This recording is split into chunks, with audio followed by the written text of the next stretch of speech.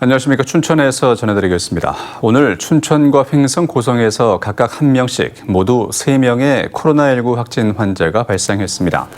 춘천 250번 확진자는 고열과 두통의 증상으로 어제 검사받아 확진됐고 현재 감염 경로에 대한 조사가 이루어지고 있습니다.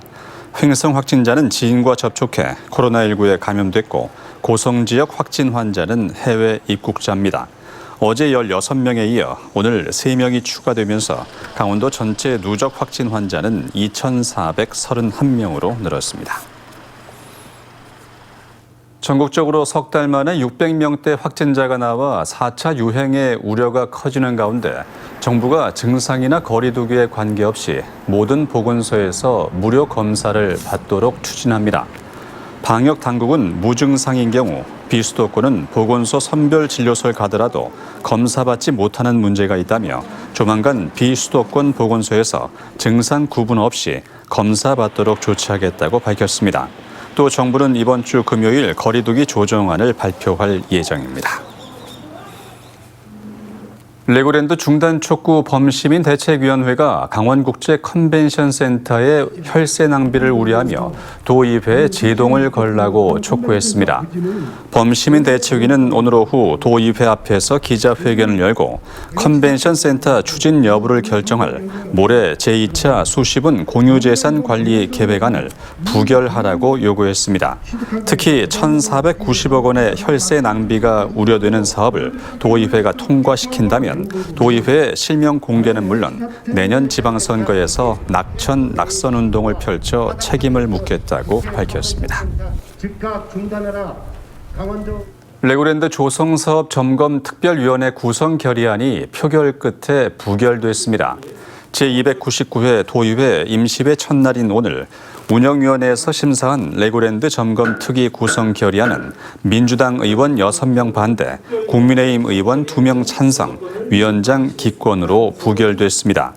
대표 발의한 심상화 의원은 강원도가 10여 년간 투입한 예산과 앞으로 투입할 예산이 직간접적으로 7천억 원에 이르는 등 각종 의혹을 특위 구성을 통해 밝힐 것을 요구했지만 민주당 의원들은 상임위를 통한 접근이 적정하다면서 반대했습니다.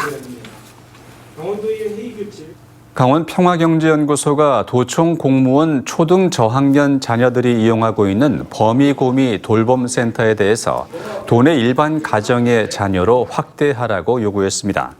강원 평화경제연구소는 도청 공무원 자녀 돌봄을 위해 10억 원이 넘는 리모델링 비용과 운영비, 인건비 등을 혈세로 지원하는 것은 문제가 있다고 지적했습니다.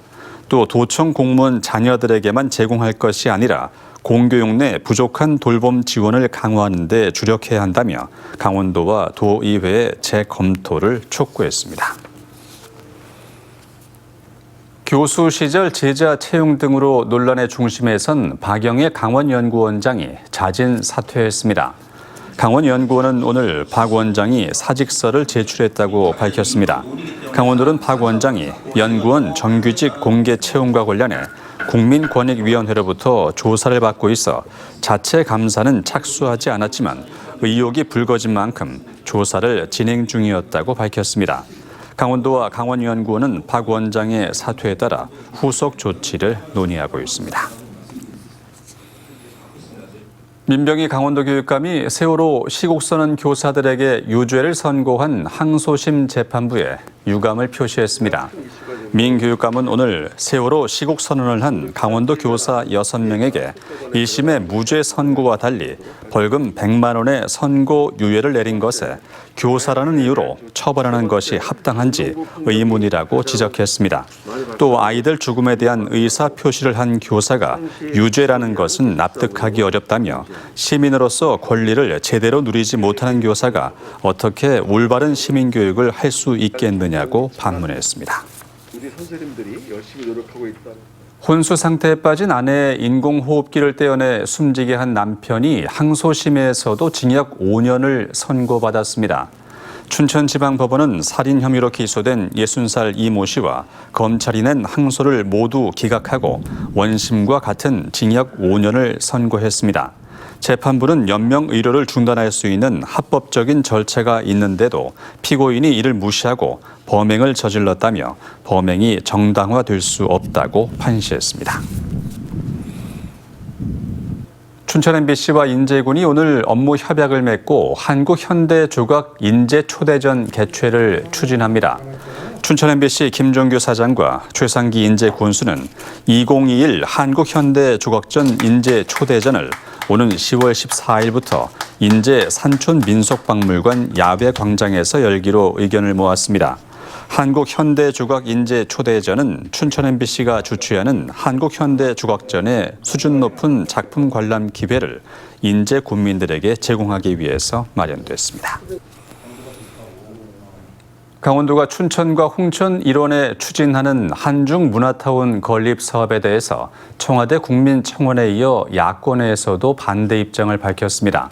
국민의힘 춘천시 당원협의회는 김치와 한복, 역사 왜곡 드라마 등 중국의 동북 공정을 앞세운 문화적 공세가 심각한 상황에서 강원도가 추진하고 있는 한중 문화타운은 또 다른 걱정거리를 안겨줄 뿐이라고 주장했습니다. 강원도는 민간 사업자가 투자자 발굴에 주력하고 있다며 지속적인 협의를 통해 지역 경제를 견인할 수 있도록 올해 추진 계획을 본격화할 계획이라고 밝혔습니다. 지금까지 춘천이었습니다.